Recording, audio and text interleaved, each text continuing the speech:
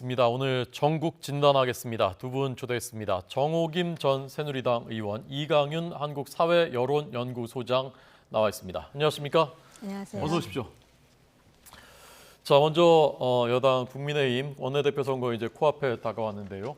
주호영 직전 비대위원장이 출마 선언을 했더군요. 어떻게 좀 같은 당 소속이시니까 예상됐었던 일입니까?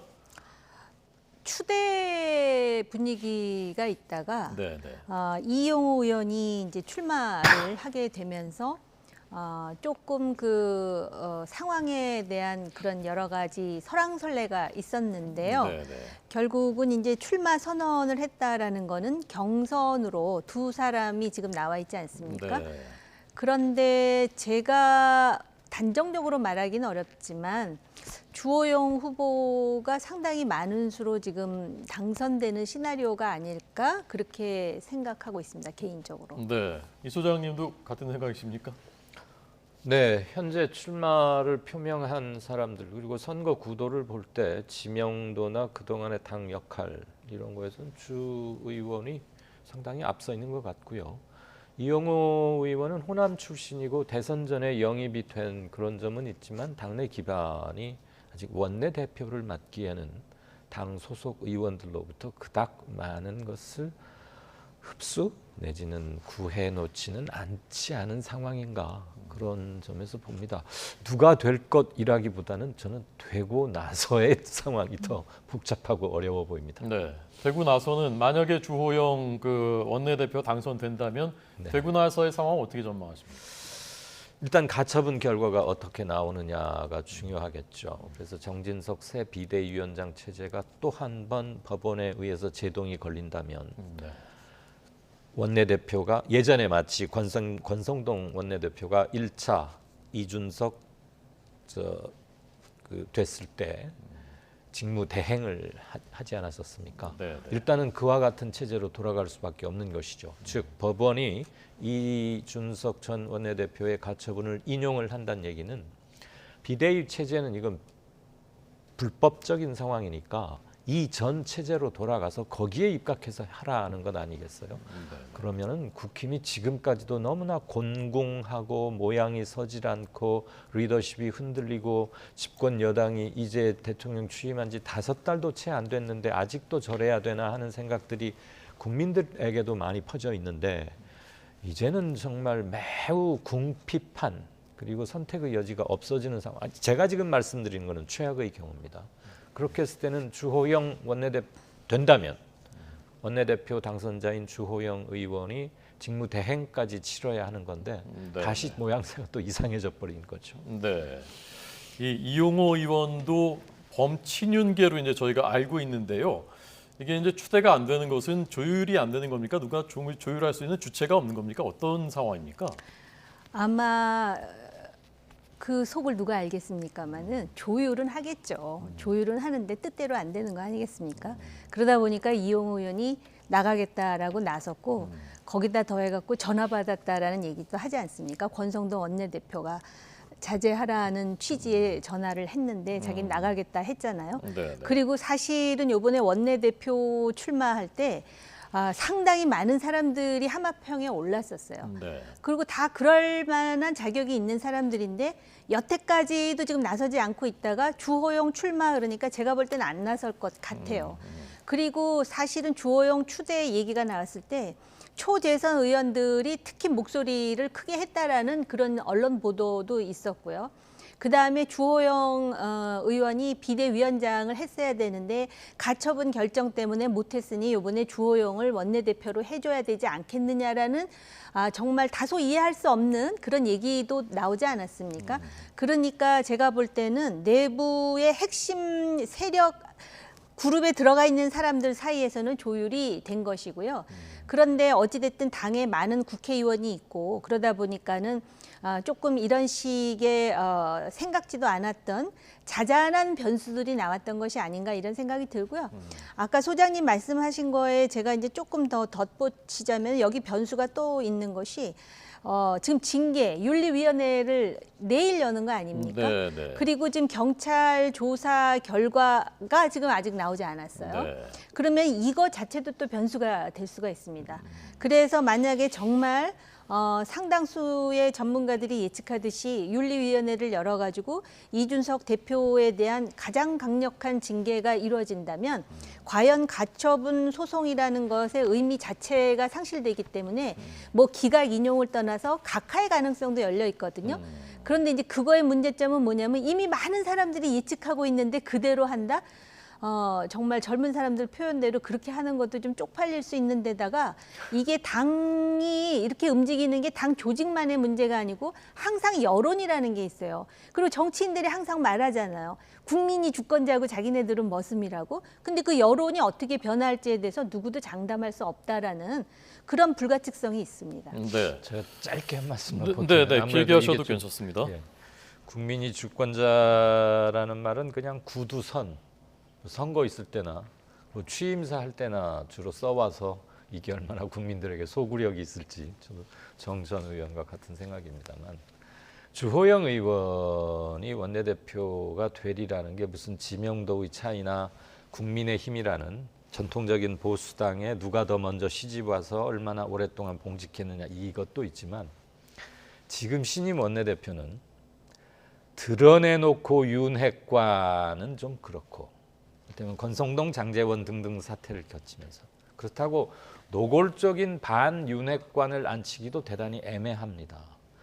아시다시피 대통령실 윤석열 대통령의 당 장악도가 예전에 우리가 봐왔던 직업적인 정치인 출신의 대통령 당선자의 집권 여당에 대한 흡인력이나 장악도와는 상당히 다르지 않습니까? 네. 그렇기 때문에 대놓고 윤핵관도 안 되겠지만 노골적인 반윤핵관은 더 안 되겠는데 주호영 의원이 대선 전부터 대선 이후 지금에 이르기까지 보여온 행로나 주요 사안에 대한 태도, 발언 이런 것들로 볼 때 거의 그거에 흡사하다는 점 그리고 선수도 굉장히 상당히 많고 지난번에 법원에 의해서 며칠 만에 뭐 불명예 하차하긴 했습니다마는 그래도 비교적 이쪽 저쪽 그룹의 의원들에게 크게 비토는 당하지 않는 그러면서도 모종의 리더십은 약간은 형성하고 있기 때문에 이렇게 될 가능성이 높아 보이는 것이고 또 하나는 별다른 선택지가 없다는 게 국힘의 문제입니다. 원내대표를 하든 당대표를 누구를 하든 간에 이 사람 저래서 빼고 저 사람 저래서 빼고 나면 의원 숫자는 100명이 훨씬 넘지만 그렇다고 초선에서 뭘 하기는 아직은 좀 힘든 국면이라면 마땅히 쓸만한 사람이 의외로 굉장히 적다. 그러니까 당이 지금 처해 있는 빠듯한 상황을 대변하고 있는 상징적인 거 아니냐. 네. 게다가 이용호 의원은 여러 가지 프리미엄을 안고 스카우트돼서 영입이 됐었습니다. 네, 네. 호남 출신의 현역 의원이고 그래서 뭐 한때는 농림축산부 뭐 장관 후보로도 거론이 됐고 했는데 별다른 자기 스탠스를 잡지는 아직은 못한 것 같아요. 네, 네.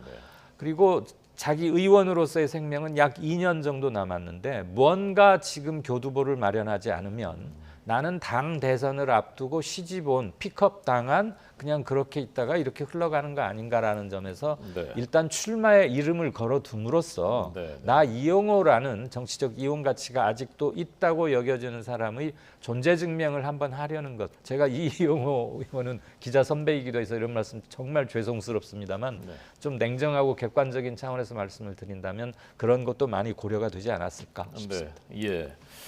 이준석 전 대표 이제 징계 말씀하셨는데 이 전 대표 이제 인터뷰에서 많이들 들으셨습니다만 또 못 들으신 시청자들도 계시니까 잠깐 듣고 오겠습니다. 출국하시거나 뭐 휴가 가시거나 이러면은 그때 이제 작정하고 일을 벌입니다. 체리 따봉 하시고 휴가 가셨잖아요. 그 사이에 비대위 한다고 난리 났잖아요. 이제 나토 가신다 할 때 예. 나토 간 사이에 엄청나게 공격 들어왔어요 그때. 예, 그리고 이번에 또 이제 뭐 순방 가신다고 하는데 그 사이에 아마 또 이제 뭔가를 꾸미고 있지 않을까.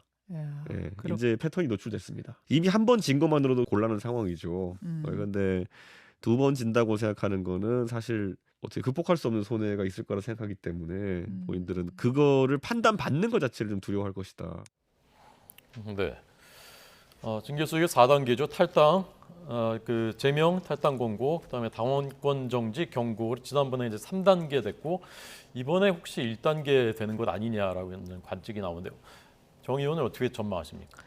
글쎄요, 그렇지 않으면은 내일 갑작스럽게 윤리위를 왜 열까 싶은 생각이 있어요. 그래서 사실 지금 국민의힘 당 지도부로 보면은 어찌됐든 가능하다면 선거 총선이 이제 뭐 2년 좀 안 남았거든요. 그런데 총선에서 멀면 멀수록 당을 빨리 안정시켜야 된다라는 절체절명의 지금 과제가 있는 상태고요. 지금 이준석 대표의 저 인터뷰를 보면은 지금 이준석의 말대로 되고 있기는 하는데 저 그 여러 가지를 생각하게 해요. 당 대표의 품격이라는 게 무엇일까? 그 자기 문제를 얘기하면서도 마치 무슨 게임을 하듯이 또는 평론가가 얘기하듯이 굉장히 가벼운 마음인 것처럼 얘기를 하고 있거든요. 그런데 대한민국의 국민의힘이라고 하는 정당은 책임 있는 여당으로서의 공공의 어떤 그 이익을 추진해야 되는 정당인데 어찌됐든 이런 상황에서 아마 당의 소위 지도부라고 하는 사람들은 어떤 식으로든 해결을 해야 된다라고 생각을 하다 보니까 무리수를 또 쓰는 게 아닌가라는 생각이 들고 또 이준석 대표가 뭘 공언하냐면 그렇게 해서 본인을 제명을 시키게 되면 나 이거 가처분 또 가겠다 이렇게 얘기를 하거든요. 그래서 이런 얘기는 할 필요도 없지만 이런 상황에서 한번 반추를 해보자면 8개월 남았습니다. 그러니까 원래 이준석을 그냥 내버려 두면 내년 6월에 끝나는 임기인데 이번에 주호영 의원이 무슨 얘기를 하냐면 본인이 원내대표에 나서더라도 딱 내년 6월까지만 하겠다. 권성동 원내대표의 자녀 임기만 하겠다 그러는데 그러면 애초부터 그냥 좀 내버려 뒀다가 내년 6월에 자연스럽게 물러나게끔 하는 방법은 어땠을까? 경찰 조사의 결과를 지켜보면서 이런 뒤늦은 그런 여러 가지 생각이 좀 들게 됩니다. 결국 6월이라는 시한을 못 박은 거는 지금 정당으로서도 총선을 준비해야 되고 이런 내용사항을 가라앉혀야 되는데 이준석의 존재 자체가 도저히 어떤 방법으로도 가라앉히기가 힘들다 하기 때문에 지금 거의 고육책을 쓰는 게 아닌가 그런 생각이 드는데요. 그럼에도 불구하고 정치인들이 어떻게 생각하든 안 하든 간에 여론이라는 게 있기 때문에 과연 이런 식의 징계, 물론 징계라는 거는 이준석의 상상에 그칠 뿐이다라고 또 단언해서 그 징계가 아니다라고 말하는 당내 목소리도 있기 때문에 이것을 반드시 이준석을 징계할 것이다라고 단언하기는 어렵지만 이런 상황으로 가는 것이 결과적으로 또 여론에 어떤 역풍을 몰고 올 것인가에 대한 고민도 지금 필요한 시점이기 때문에 참 훈수두기 힘든 형국을 스스로가 만든 게 아닌가 그런 생각이 들어요. 네, 이 소장님 어떻게 전망하십니까? 이준석 전 대표 입장에서 보자면 억울해하는 점, 억울하게 느끼는 점이 일부 있는 것도 이해는 갑니다. 그런데 이제 가처분 시리즈잖아요. 1, 2, 3, 4차. 희화화되는 측면도 있고 양측 다 헤아리기 힘든 피해를 입는 것 같습니다. 인용이 됐다고 해서 이준석의 정치적 입지가 갑자기 활짝 피는다고 보기도 애매하고요. 둘 다 잃는 게 맞는데 좀 더 많이 잃는 쪽은 대통령실이나 집권 여당의 리더 그룹, 이른바 윤핵관으로 지칭되는 그들이겠죠. 그러면 그들이 잃었던 만큼 이준석에게 플러스로 오느냐? 꼭 그것까지는 않습니다. 제로섬은 아니란 얘기죠. 당원권 6개월 정지라는 비교적 강한 수위의 징계를 받아 있는 상태입니다. 네. 조금 전에 앵커께서 말씀하셨습니다만 윤리위원회에서 내릴 수 있는 선택지는 4가지 정도입니다. 그러면 최근에 양두구육이니 뭐니 이렇게 품위를 떨어뜨리는 전 대표가 스스로 누워서 침 뱉는 듯한 말을 계속 해오고 있는데 당신 그만하시오라고 경고 정도를 하려고 불어 열흘이나 앞당겨서 갑자기 저걸 소집할까? 네. 그러기에는 개연성이 조금 떨어져 보입니다. 네. 그런 것들은 윤리위원회에서 서면으로나 간단한 성명으로도 말할 수 있는 것이거든요. 네, 네. 소집한다는 것은 무엇을 논의하는 것이고 그 논의는 대개는 윤리위의 성격상 존재기구의 성격상 논의를 한다는 것은 표결에 붙여서 어떤 결과를 이끌어내는 게 이른바 상식적이죠. 네. 물론 논의를 해서 우리가 집단적인 경고를 하자라는 선택지를 할 수도 있다고는 봅니다. 그렇지만 굳이 그렇게까지 하기에는 조금 시기적으로 안 좋아 보이고 이준석 입장에서는 공교롭게도 대통령이 자리를 비울 때마다 뭘 갑자기 해서 뭘 하지 않았느냐 이번에도 네, 그렇다라는 학습 효과에 의해서 아까 뭐 언론과의 인터뷰도 저렇게 한 것 같은데 네. 어떻게 나오든지 간에 제명으로 가면은 아마 여기서 이제는 끝장을 내버린다. 이게 마지막 일합이다. 네, 네. 그리고 사실 윤리위원회에서 제명을 해버리면 그게 당무위원회와 그 추인을 받게 되는데 그 과정에 이준석 전 대표는 현재 관여할 법적 공식적 루트는 없습니다. 네, 네. 지금 상태가 달라져 있기 때문에요. 그럼 새 지도부에 대해서 법원에서 정통성과 합법성을 부여한다면 그 새 지도부가 당무위원회나 상무위원회나 최고위원을 소집해서 윤리위원회의 결정을 만약에 추인을 해버리면 이건 정치적으로는 끝납니다. 네. 내연은 계속 되겠죠. 네. 이준석 대표는 더 수위를 높여서 공격을 할 것이고 부당성을 지적할 것이고 최종적으로는 이 정부와 척을 지면서 자신의 정치적 활로를 위해서 새로운 그룹의 뉴 폴리티컬 파티 뭐 결사가 됐건 정당이 됐건 뭐들 했건 그런 식으로 될 것 같은데 저는 그 점에서 대통령실과 어떤 교감이 있었느냐 그렇게까지 보고 싶지는 않고요. 다만 경고 정도를 하기 위해서 이렇게 하는 것은 개연성이 조금 낮지 않느냐. 네. 예. 더 이상 자세하게 전망하진 않겠습니다. 내일 하루 뒤면 이제 결과 나오거든요. 답이 나오거든요. 윤 대통령이 한국 갤럽 기준으로는 7주 만에 지지율이 30%를 넘어 결과가 엊그저께 나왔습니다. 이런 가운데 영빈관 신축 계획이 공개됐다가 윤 대통령이 전면 철회 지시를 했고요. 우선 정호김 전 의원께서는 어떤 시각으로 보셨습니까? 영빈관이요, 아니면 여론이요? 둘 다요.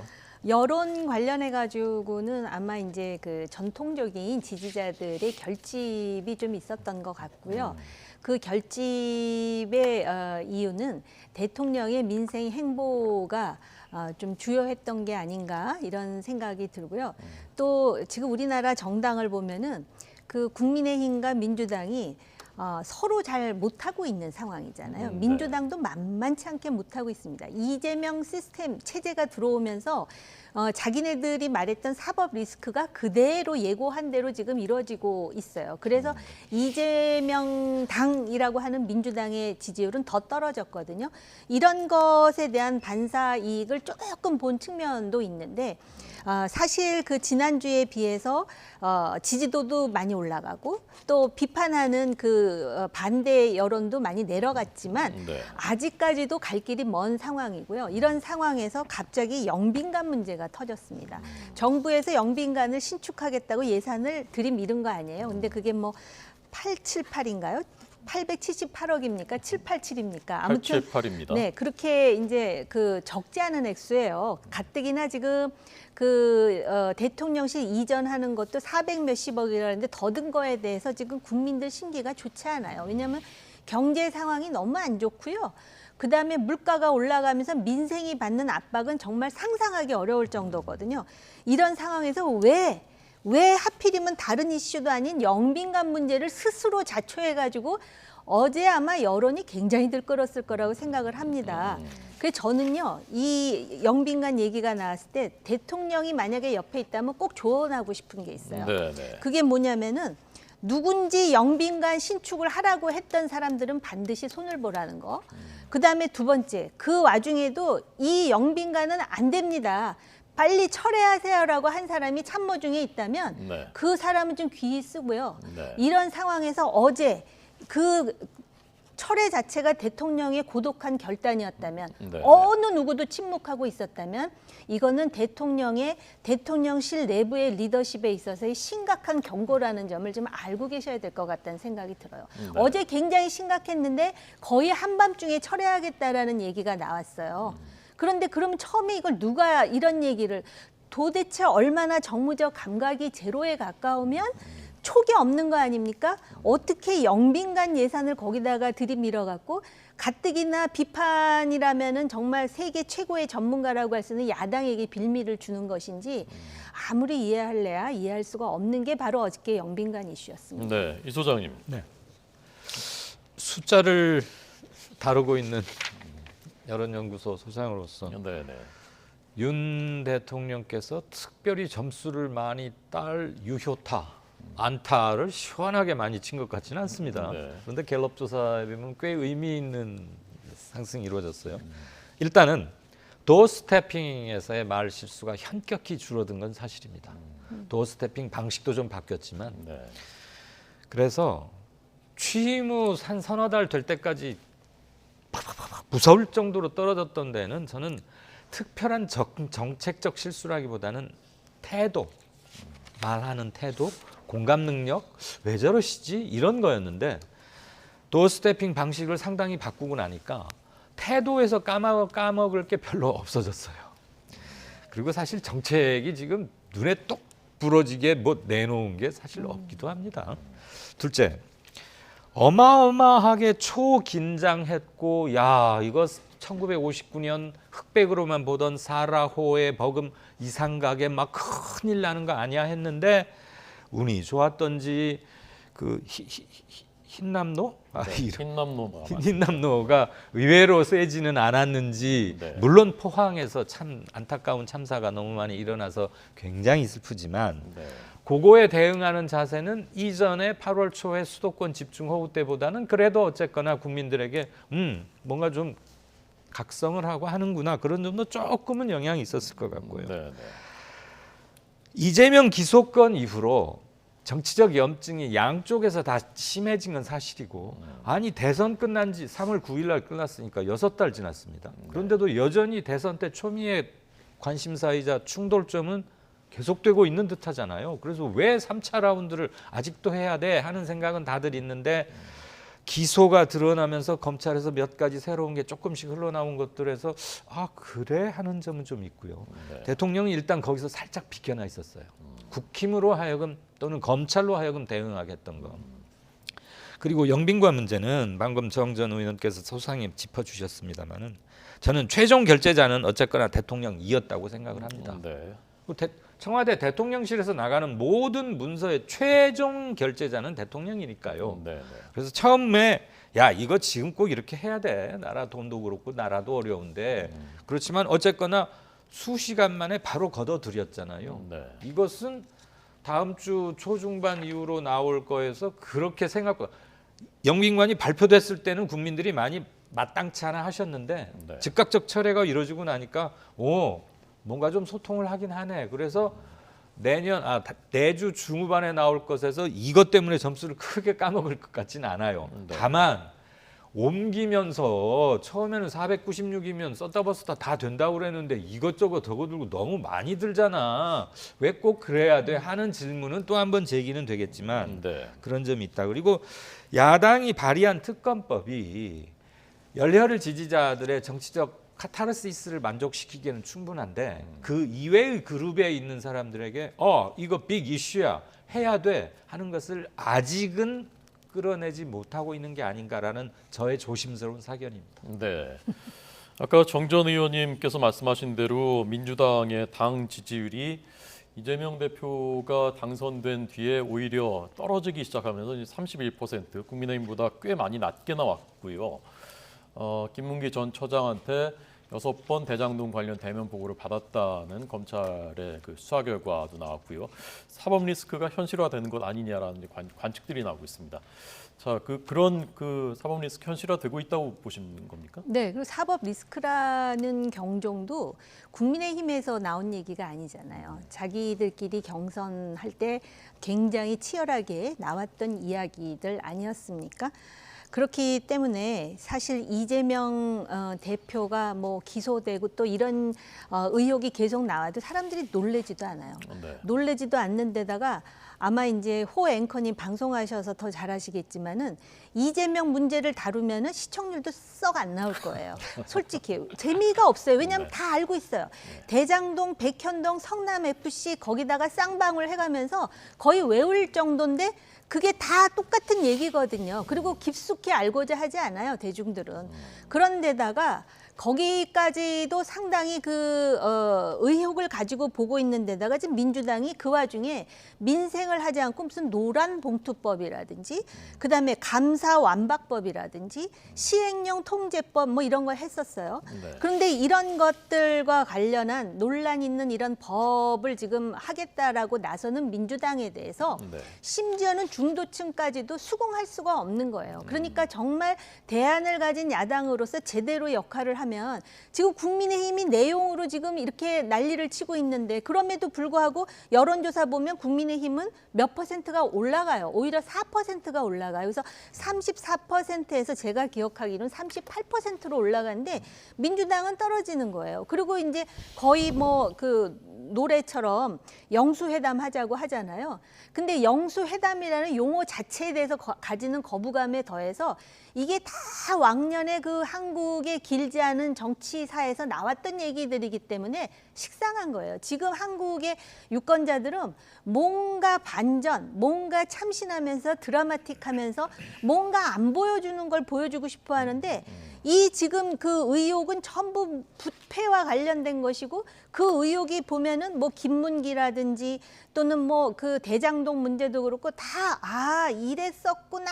그리고 결정적인 물증은 아직 안 나왔는지 모르지만 정황적으로 볼 때 다른 사람은 다 걸려 들어갔는데 이재명 대표만 독야청청 깨끗하다라는 그 논리를 상식적으로 받아들이기가 물론 증거는 없어요. 그러니까 저도 굉장히 말하기 조심스럽지만 그런 상황이라는 것이죠. 그러니까는 이게 지금 국민의힘하고 민주당이 자칫 잘못하면은 마치도 적대적 공생관계처럼 서로 못하잖아요. 그럼 나중에 선거 때 아예 어디가 덜 못한 거야? 누가 더 싫은 거야? 이런 식으로 뽑게 된다라는 거는 한국 정치에 있어서 이건 참 비극 아닐까요? 그런 생각이 들어요. 네.